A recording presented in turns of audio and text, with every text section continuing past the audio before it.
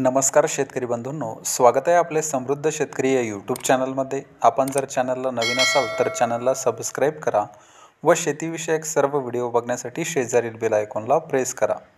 राज्यामध्ये आता कापूस वेचणीला सुरुवात झालेली आहे आणि बाजारात देखील कापसाची आवक व्हायला सुरुवात झालेली आहे. अशा स्थितीत कापसाची आवक स्थिर असल्याचं चित्र आहे. मात्र देशांतर्गत आवक वाढली असल्याचं बाजार अहवालावरून निदर्शनास आले आहे. एकूण मागील आठवड्याचा बाजारभाव पाहता 8,163 रुपये प्रति क्विंटलला इतका भाव मिळालेला आहे.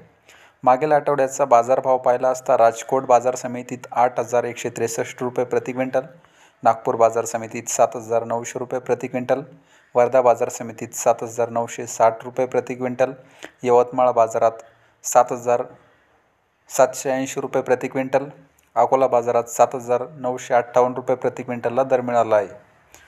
मागील काही आठवड्यातील आवक पाहिली असता राज्यातील आवक जैसे थे तैसेच आहे. देशांतर्गत आवक सप्टेंबरच्या दुसऱ्या आठवड्यापासून वाढत आहे.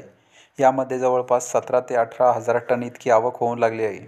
कापूस वेचणीला हंगाम जसा जसा वेग घेईल त्याप्रमाणे राज्यातील बाजारात कापसाची आवक वाढेल अशी अपेक्षा व्यक्त करण्यात येत आहे. अशाच पद्धतीचा हा व्हिडिओ होता. हा व्हिडिओ जर तुम्हाला आवडला तर व्हिडिओला लाईक करा व चॅनलला सबस्क्राईब करा. धन्यवाद.